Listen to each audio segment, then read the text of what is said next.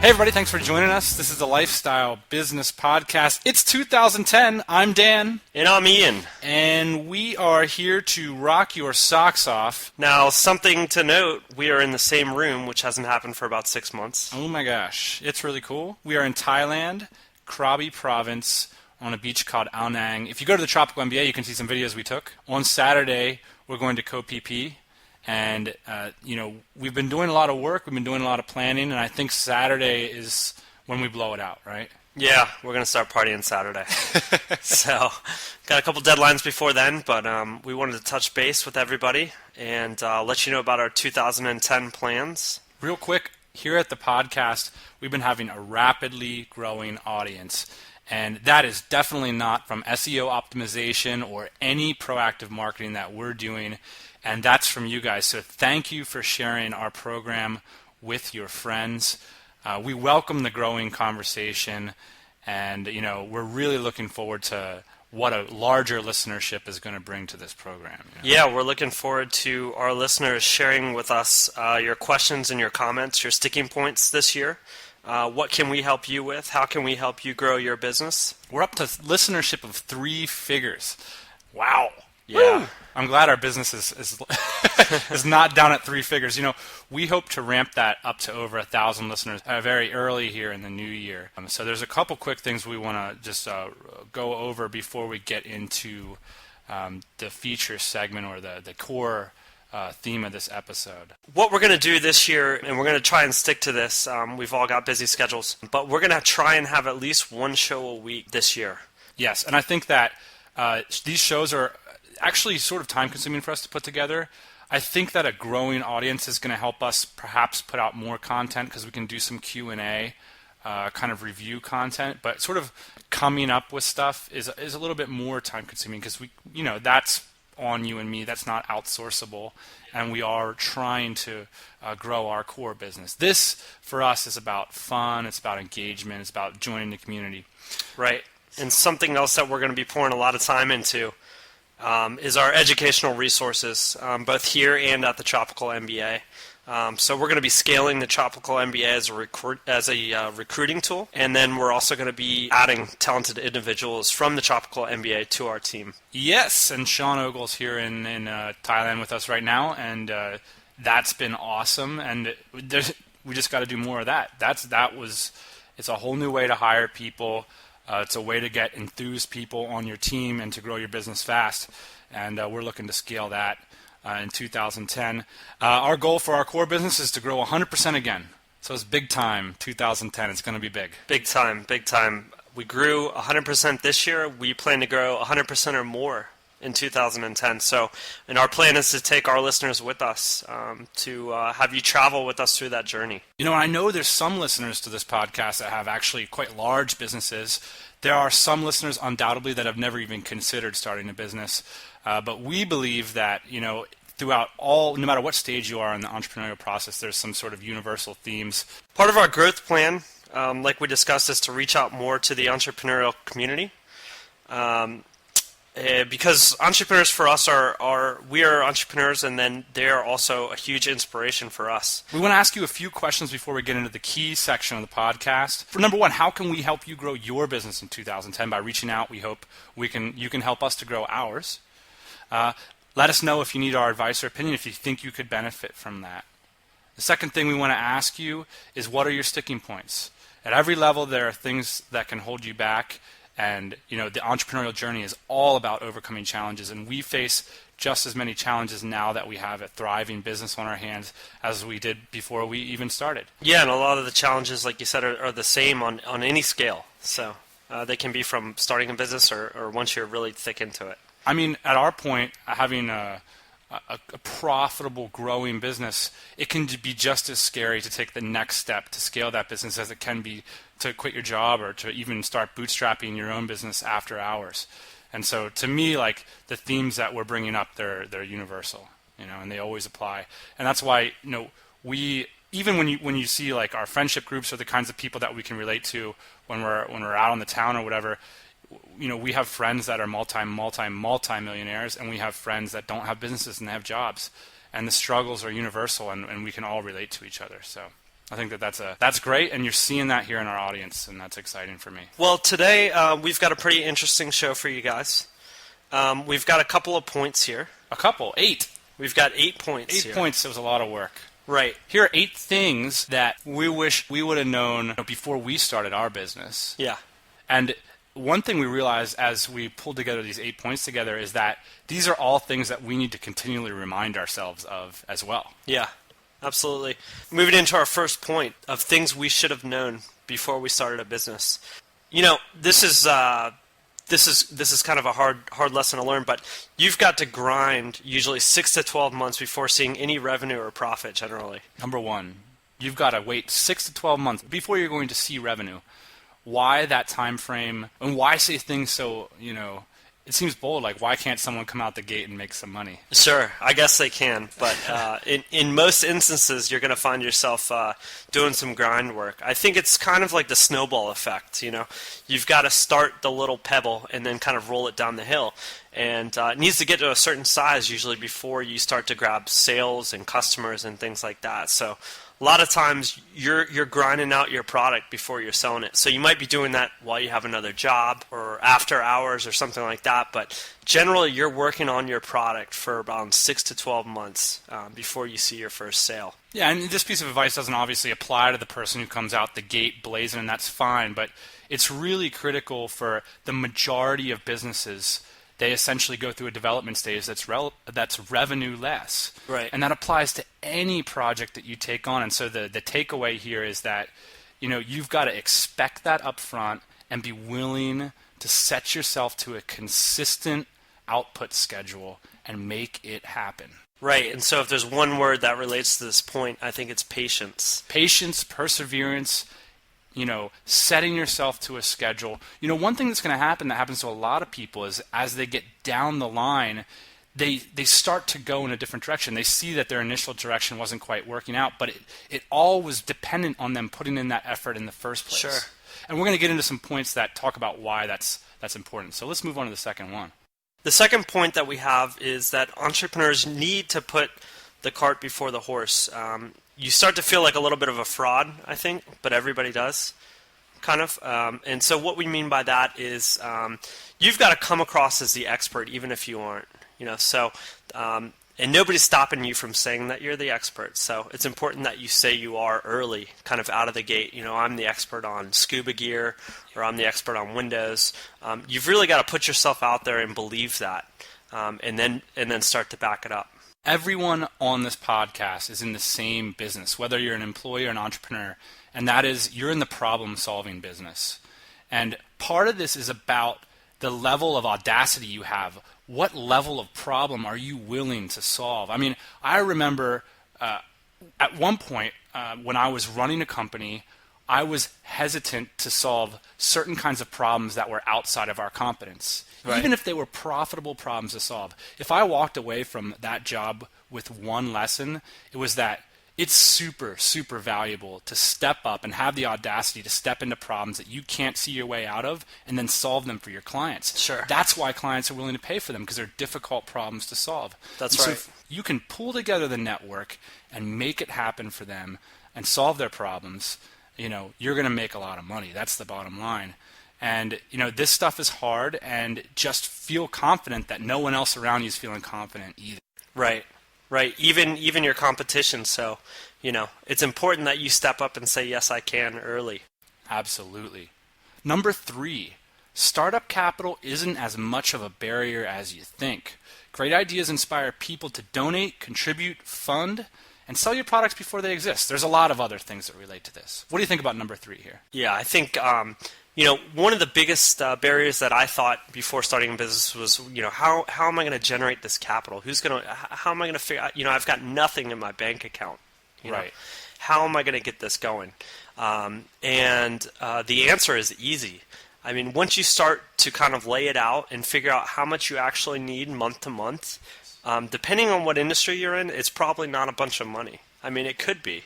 But if it is, then it's probably a good enough idea that somebody's willing to pay for it, or at least help you fund it. Sure. And so there's a lot of different ways to get that done. Well, you know what? A lot of it is contingent on momentum.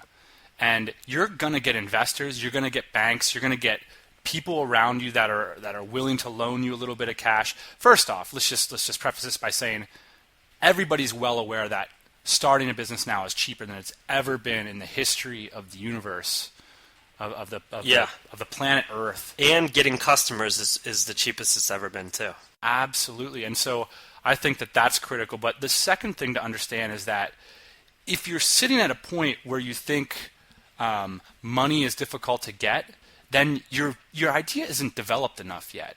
I mean, your ship should be ready to leave the harbor, and the last thing remaining is the funding. And you can pull that together. If even in your own mindset that you know your business is ready to pull out of that harbor, and it's fully conceptualized, your products are ready to go, you've got customers that want your products, and if what's standing between you and business is some money, well, then you're ready to go with your credit cards, aren't you? Give us a call. Exactly. Well, that's another great thing. That's the idea here, is that I think money is an excuse for people. It is. Okay, so that's number 3. What's number 4 here? Number 4, this is super, super critical. Who you decide to work with will shape your business probably for the next 5 to 10 years. So choose your partners wisely. A lot of people, they start a business, say they start a towel making business, and the first person that comes to mind is their mom that knows how to weave.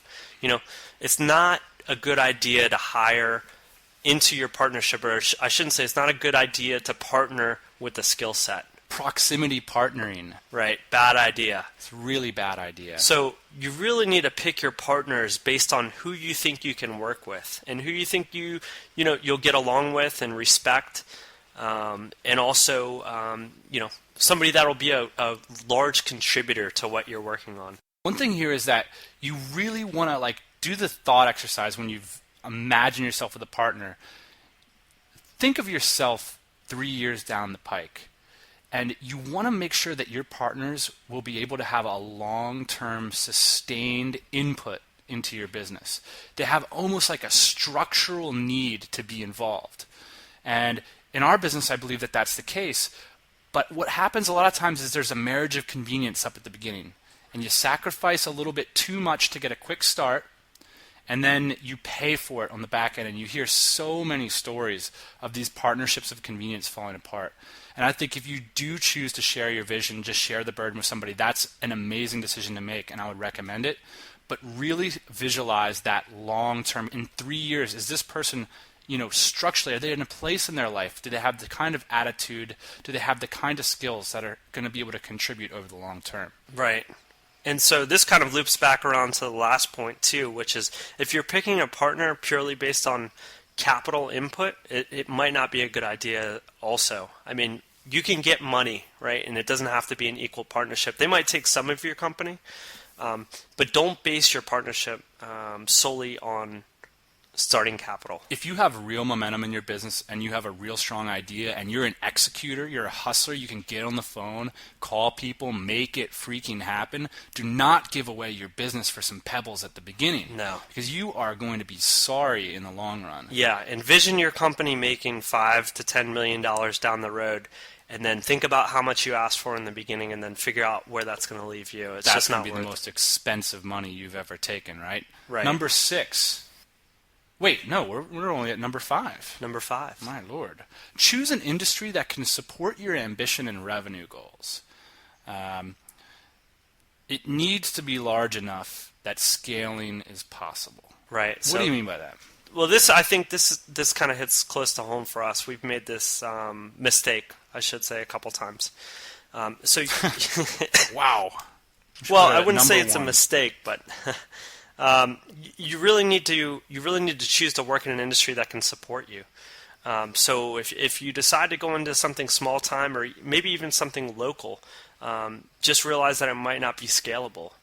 And if you plan on scaling to whatever that revenue number is in your head that you hope to hit 5 years down the road, think about if what you're working on is even capable of producing that kind of revenue. Yeah, that's absolutely critical. Sometimes it can be seductive to go after the thing that's closest to you, and just to make it happen because you can put together a couple sales. And I'm not against pulling some cash flow out of a market that you can reach, but for your long-term plans, you really want to aim at something that can meet your overall ambition. And so think globally with that. This is closely related to our sixth point, which is when choosing an industry, consider a large developed market with low customer acquisition costs. What do you mean by that? Yeah, I think it's really important to figure out in the beginning how much it's going to cost to get the customers in your market. So we just kind of talked about how cheap it is to get customers, and a lot of that we're talking about on the internet, right? It's real cheap to get customers on the internet, but consider that when you're going into a market. Consider how much of a burning desire your market has, considering how much of a problem to solve your market has, and these are all things that it's really difficult to get into the furniture business. Let's just straight up about the furniture business. If you want to come out with a bed that has a nice design or something, that's a very high customer acquisition cost as far as I can tell. Because everybody needs a bed, and it's very difficult to differentiate the products. It's a flooded market. It's a huge market. It's expensive to reach customers because it's everybody. So it's a tricky line you want to draw. You want to focus in on a large market where you can scale into, but yet one where there's a specific solution that you can offer that's been a proven solution. A lot of times people will look at markets and they'll get all excited when there's nobody playing there, and they'll be like, I can be the first one there. And in my mind, that's generally an indication of a very small market. You want to find something that's already exists, that's proven, that you can find targeted customers, take on the competition, and differentiate yourself. Number 7, consider your insider knowledge and expert status on all relevant markets, or something you're committed to learning in depth for the next few years. This is very, very important. So you will be walking deeply through the information and becoming an expert on whatever you choose to get into. So make it something you love. That's, we talked about that in our episode about how to sustain your passion. And it's just so critical that you can have that sustained output towards your business. Because if you peter out after 2 years, so is your business. Yeah, you can't fake it with your customers. I mean, they know when you're not interested in what you're selling. So you really have to be, that's what it comes down to is sales. You really have to be interested in what you're selling. And if you're not, then your customers are going to smell it out and they're going to want to go with somebody else. It's also going to mean that you're not innovating probably in your market or within your company. Consider a couple things as a visualization. It's okay that you're not an expert. That's something that you have to work towards. Don't let that hold you back if you're not an expert. You will become an expert by developing products, by speaking with customers, interacting with your market. The critical thing here is that you understand that expert status is just required. Right. Absolutely, in this world, it is required to be a market leader. You must be the expert to make a sale. Right. So whatever you're going into, you will be the expert. So make sure it's something that you love. Yeah. Find me a successful entrepreneur who doesn't know his product inside and out.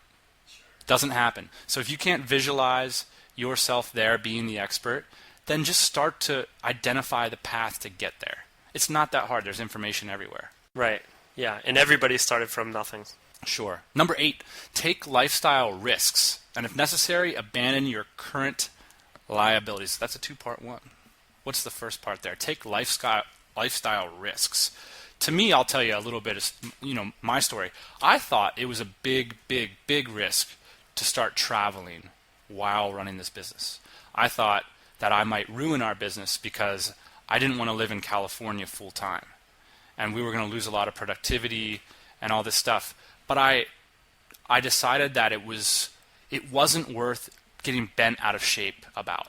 I'm still willing to work hard. I'm still willing to be a big contributor. And in fact, by coming to Asia, I was able to contribute to our business in new ways that maybe I didn't quite see so thoroughly at the beginning. Yeah. And in that case, it's outsourcing here in the Philippines. And so we were able to I took part of the business with me here. And that was a really exciting change. And maybe a couple years ago, I wouldn't have had the confidence. My year estimates are always off, like longer than 2 years ago. 4 years ago, specifically, I would not have had the confidence to make that kind of move and say, you know what, I'm going to trust my instinct and say that I can only be really passionate about this business if it allows me X. Right. And I took that risk, and because the business gave that to me, I in turn gave that back to the business. And so don't bend over backwards for your business. No, because a lot of times it doesn't work out for anybody. It won't work out for you personally, and it won't work out for the business. So make sure it's worth it. I mean, at the end of the day,